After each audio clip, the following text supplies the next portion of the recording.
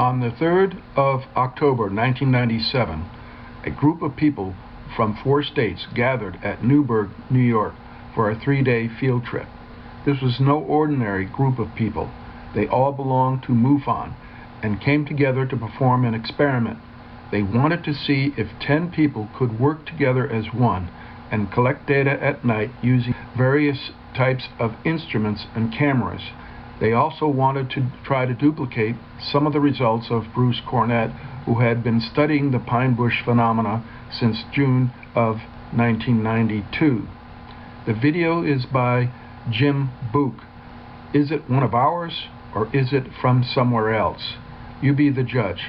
The team examined the Indian mound located on the Owens Dairy Farm at the center of the UFO hotspot.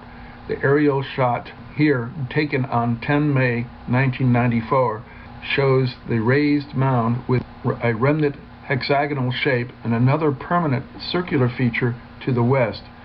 It is from the small field just between the circular feature that an AOP or UAP rose up 2 years earlier. Circular discolorations in the grasses can still be seen from the air years after they were made by craft landing and taking off from that location. The field between the mound and circle was measured.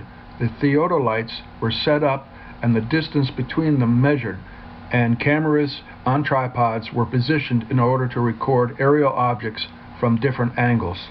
For most of the evening, the team saw and recorded conventional aircraft either flying towards or from Stewart International Airport, or flying at high altitude over the valley.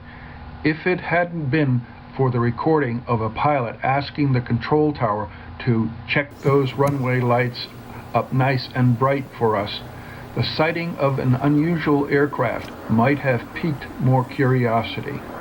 It wasn't until Cornett had his film developed that he discovered the first 2 anomalies. Lights that appeared to strobe on the time exposures, but which did not strobe on the video, and glowing bars of light across the leading edges of both wings. In addition, the running lights on the video appear normal, white, green, and red, but all of the lights on the time exposure are of a golden color. None are white, green, or pure red. Several still frames from the video are presented, showing the boomerang from directly below at 10:53:12 p.m. to showing it turning and moving away from the camera. 18 seconds of video are presented, with the last image at 10:53:30 p.m. viewing the boomerang from behind. The time exposure on the right represents about 20 seconds of time, with the central strobe firing once every 3 seconds. When Cornett can get help from commercial pilots and aircraft specialists in identifying aircraft, he presents them with his data.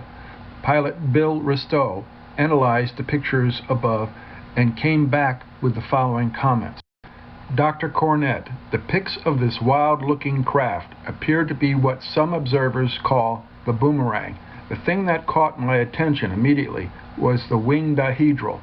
It appears to portend an angle of 15 to 20 degrees or more. I do not remember ever flying any aircraft with more than about 5 to 7 degrees dihedral.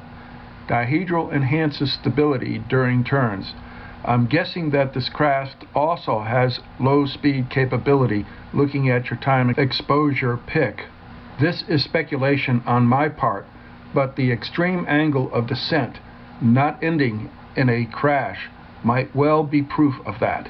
It's another mystery ship, Bruce. Then an Air Force jet fighter maintenance specialist told me, after I had shown him the information, that what we had witnessed was the Aurora, the mysterious Aurora spacecraft, coming down rapidly through the atmosphere, which is why its wings were glowing orange. He said that it was coming into Stewart Air Force Base on an emergency landing, probably because of some mechanical or fuel problem, and had to go through the atmosphere very rapidly. Normally, this type of craft does not land at any airport an international airport, and Stewart Airport is both a military and commercial airport unless it has to land due to an emergency.